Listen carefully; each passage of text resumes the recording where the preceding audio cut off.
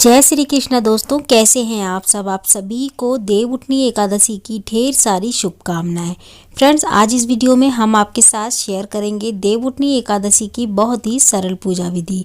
बहुत ही सिंपल तरीके से हम पूजा कैसे कर सकते हैं देवउठनी एकादशी वाले दिन, वो भी कम सामग्री के साथ इस वीडियो में हम आपके साथ शेयर करने वाले हैं। तो देखिए, सबसे पहले हमने एक चौकी बिछा ली। चौकी पे पीले रंग का वस्त्र बिछा लिया है। चाहे तो आप थोड़ी सी डेकोरेशन भी कर सकते हैं। इसके अलावा हमने थोड़े से तिल का आसन दे दिया है। जो दो जगह पे तिल का आसन देने के बाद हम जो है ना यहाँ पे भगवान गणेश और भगवान विष्णु की स्थापना कर लेंगे। और साथ में हम मन में ना लक्ष्मी माता का ध्यान करेंगे। अगर आपके पास लक्ष्मी माता की फोटो विष्णु भगवान के साथ है तो बहुत अच्छी बात है, नहीं तो आप लक्ष्मी माता को भी इस पूजा में शामिल कर सकते हैं। तो यहाँ पे हमने गणेश भगवान और भगवान विष्णु की स्थापना करने के बाद तुलसी माता की भी स्थापना कर ली, क्योंकि देवउठनी एकादशी वाले तुलसी विवाह कराया जाता है। तुलसी विवाह नहीं करते जो लोग, वो तुलसी पूजन करते हैं। इसके बाद ना हम अब पूजा शुरू करेंगे। तो सबसे पहले हम दीपक जला लेंगे। आप देसी घी का एक दीपक जला लें, और दीपक हमें लंबी बाती का जलाना है। और दीपक जलाने के बाद जो है ना, सबसे पहले हमको एक शुद्ध जल का लोटा लेना होता है। शुद्ध जल का लोटा हमारे एक अलग से रखेंगे। आप चाहें तो यहाँ पे ना कलश की स्थापना भी कर सकते हैं। चाहे तो नारियल वाले कलश की स्थापना कर सकते हैं या फिर दीप कलश की स्थापना करते हैं, आपकी इच्छा है। यहाँ पे मैं ना ये पूजा के लिए जो मैंने जल लिया है ना, मैं इस चीज़ जल का लोटा जो है रखूँगी। इस जल में मैंने थोड़ी सी हल्दी डाल ली थी, एक चुटकी रोड़ी डाल ली थी, और मैंने एक थोड़े से एक चुटकी ना तिल डाल के, और मैं इसी जल से पूजन भी करूँगी। इसी जल को मैं चौकी के आसपास रखूँगी। ठीक है, आप चाहें तो यहाँ पे कलश की स्थापना कर सकते हैं। यहाँ पे क्योंकि मैं सिंपल सी पूजा विधि बता रही हूँ, इसलिए मैंने यहाँ पे कलश की स्थापना नहीं की है। तो यहाँ पे देखिए, हम ना इसके बाद हमने फूल में थोड़ा सा जल लेके भावपूर्वक छींटों का स्नान करा लिया है गणेश भगवान, भगवान विष्णु को और माता तुलसी को। और आप ना थोड़ा सा तुलसी में ना जल भी सींच सकते हैं, अगर सही समय पे पूजा कर रहे हैं तो।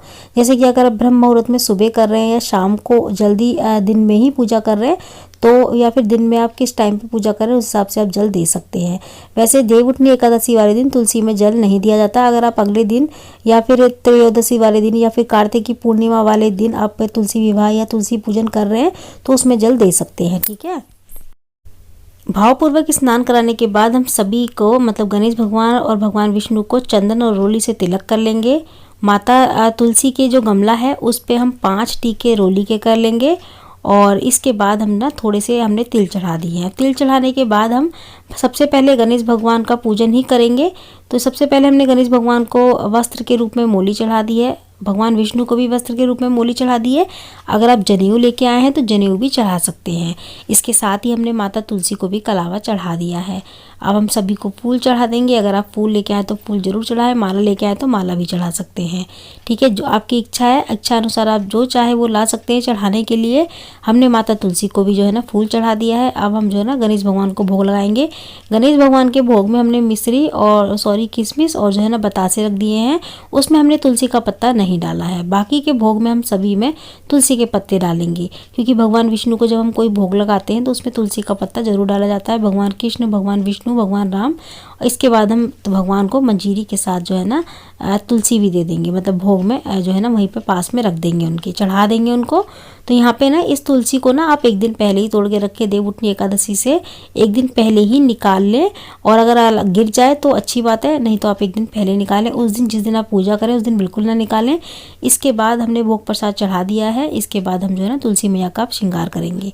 तुलसी मैया को हमने चुन्नी उड़ा दी है। तुलसी मैया को आप जो भी श्रृंगार का सामान चढ़ा रहे हैं ना, उसमें से थोड़ी थोड़ी चीज़ें एक एक जरा, जैसे कि चूड़ी चढ़ाई है तो चूड़ी में से 2 चूड़ी और थोड़ी सी मेहंदी और ना जो भी सिंदूर वगैरह, महावर वगैरह है, थोड़ा थोड़ा तुलसी माता को देवउठनी एकादशी वाले दिन चढ़ा देंगे। ठीक है, देव उठाने के बाद ही चढ़ाना है आपको, पहले नहीं चढ़ाना। जैसे पूजन वगैरह करेंगे हम तभी कर सकते हैं। बहुत सारे लोग ना देव नहीं उठाते, और देव ना बनाते, ना उठाते, ना सुलाते, खाली वो पूजन करते हैं विष्णु भगवान का देवउठनी एकादशी वाले दिन। तो आप इस तरीके से पूजन कर सकते हैं। ठीक है, यहाँ पे हम ना जल का एक लोटा ले लेंगे भोग के लिए, मतलब भोग के साथ जैसे जल भी रखते हैं ना पीने के लिए, वैसे हमने जल रख दिया है। और अब हम ना देवउठनी एकादशी की कथा सुनेंगे। देवउठनी एकादशी की कहानी हमको जरूर सुननी चाहिए, तो हम देवउठनी एकादशी की कहानी सुन लेंगे। अगर आप तुलसी विवाह भी साथ में कर रहे हैं तो तुलसी विवाह की कहानी भी हम जरूर सुनेंगे। इसके बाद हम ना थोड़ा सा हमने सीधे हाथ में तिल और एक फूल लेके जो है ना देवउठनी एकादशी की कथा सुन ली है। इसके बाद हम आरती कर लेंगे प्रेम पूर्वक। तो सबसे पहले हम गणेश जी की आरती करेंगे प्रेम पूर्वक, उसके बाद भगवान विष्णु की, माता तुलसी की। आप चाहें तो एक आरती और कर सकते हैं, मतलब 5 आरती भी कर सकते हैं, या फिर आप जितने भगवान की आप पूजा कर रहे हैं, मतलब जैसे तुलसी माता, भगवान विष्णु, भगवान गणेश, तो आप इनकी भी आरती खाली कर सकते हैं। आरती करने के बाद हम सीधे हाथ में थोड़ा सा जल लेके इस तरीके से चौकी के ना चारों ओर फेर देंगे, इस तरीके से वार देंगे और हाथ जोड़ लेंगे, और अपनी रही पूजा में छोटी मोटी जो गलतियां हुई हैं, कमियां रह गई हैं, उसके लिए क्षमा याचना मांगेंगे और प्रार्थना करेंगे। तो फ्रेंड, जिस भी कामना से आपने पूजा की है तो उस कामना करते हुए अपने मन में ध्यान करते हुए इस पूजा को करें, और जो है ना भगवान विष्णु से प्रार्थना करें, माता तुलसी से प्रार्थना करें। फ्रेंड्स, आज के दिन देवउठनी एकादशी के दिन भगवान विष्णु 4 महीने की योग निद्रा में के बाद जो है ना जागते हैं, और सबसे पहले जो है ना तुलसी मैया की आवाज़ सुनते हैं और तुलसी विवाह करते हैं। इसी दिन से जो है ना देवउठनी एकादशी के दिन से ही जो है ना सारे शुभ कार्य शुरू हो जाते हैं, जैसे कि मुंडन, शादी, ब्याह, गृह प्रवेश, इस तरीके के सारे कार्य शुरू हो जाते हैं। और फ्रेंड, जिनकी शादी नहीं बनती ना पूरे साल भर में, तो वो देवउठनी एकादशी के दिन उन लोगों की, मतलब जिन लोगों की शादी नहीं बनती, उनकी शादी भी कराई जाती है बिना मुहूर्त के, क्योंकि ये पूरा दिन बहुत ही शुभ होता है। इस दिन जो है ना अबूझ मुहूर्त होता है, तो इस दिन मुहूर्त वगैरह देखने की किसी भी चीज़ के लिए कोई ज़रूरत नहीं होती। बिना मुहूर्त के ही हम सारे कार्य कर सकते हैं, क्योंकि ये दिन ही बहुत शुभ होता है। तो फ्रेंड्स, आज की वीडियो आपको हमारी कैसी लगी मुझे कमेंट करके ज़रूर बताइएगा। अगर अच्छी लगी है तो लाइक शेयर ज़रूर करिएगा। तो मैं मिलती हूँ आपसे अगली वीडियो में ऐसी अच्छी सी एक और वीडियो के साथ। जब तक के लिए जय माता दी, राधे राधे।